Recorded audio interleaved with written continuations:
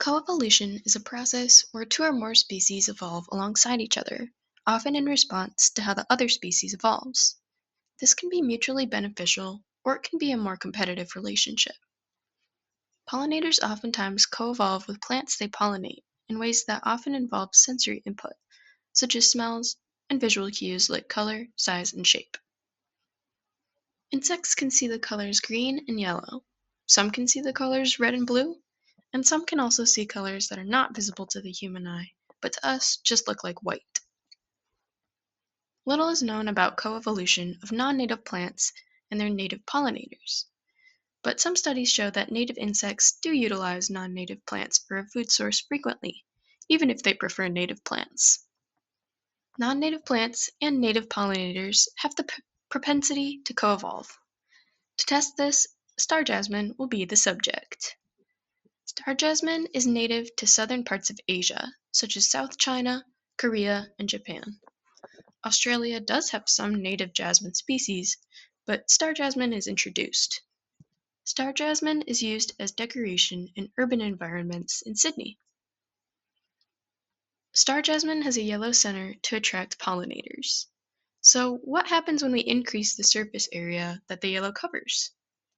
The question of our study asks if increasing the area of yellow on the jasmine flower increases pollinator visits. Pollinators should prefer the plants with increased yellow, as the increased bright color will be easier for pollinators to see. It will act as a proxy to coevolution, as if the plants evolved to increase the color surface area themselves. Understanding how pollinators use color to locate food sources could help us better understand how to provide and preserve native pollinators.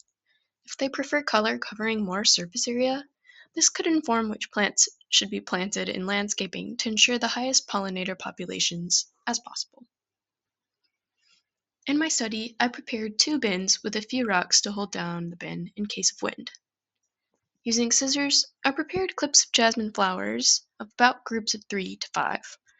I clipped the same amount of flowers per group for each repetition.